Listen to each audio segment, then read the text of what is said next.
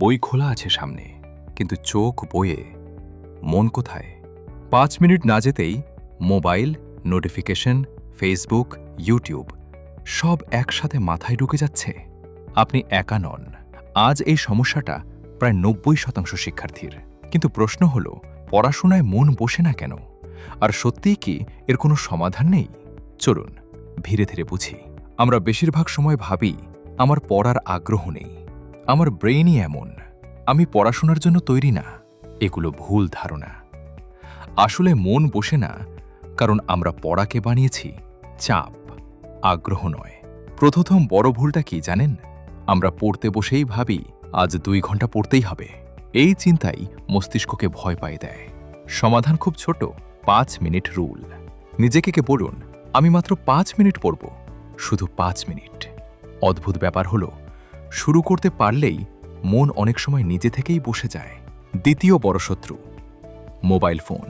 আপনি যতই শক্ত হন না কেন, মোবাইল পাশে থাকলে মন কখনোই 100% পড়ায় বসবে না। পড়তে বসলে মোবাইল সাইলেন্ট নয়, মোবাইল দূরে রাখুন, চোখের আড়ালে। কারণ চোখ যা দেখে, মন সেদিকেই যায়। তৃতীয় সমস্যা, আমরা পড়াকে বানিয়েছি মুখস্থ করার যুদ্ধ। মস্তিষ্ক মুখস্থ অপছন্দ করে, কিন্তু বোঝা ভালোবাসে। তাই পড়ার সময় নিজেকে প্রশ্ন করুন, এটা কেন এমন? বাস্তবের ব্যবহার কোথায়? আমি এটা কাউকে বোঝাতে পারবো? যেদিন পড়া বোঝার হয়ে যাবে, সেদিন আর মন বসানোর জন্য জোর করতে হবে না।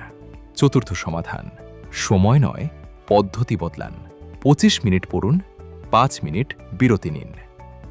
এই পদ্ধতিকে বলে পমোদোরো টেকনিক। এইভাবে 2 থেকে 3 রাউন্ড করলেই আপনি অবাক হয়ে দেখবেন অনেক কাজ হয়ে গেছে। আরেকটা গুরুত্বপূর্ণ বিষয়, পড়ার পরিবেশ।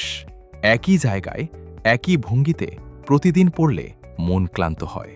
কখনো জানলার পাশে, কখনো টেবিল পরিষ্কার করে, কখনো লিখে লিখে পড়ুন। পরিবেশ বদলালে মনও বদলায়। কিন্তু সবশেষে সবচেয়ে বড় প্রশ্নটা আসে, আপনি কেন পড়ছেন?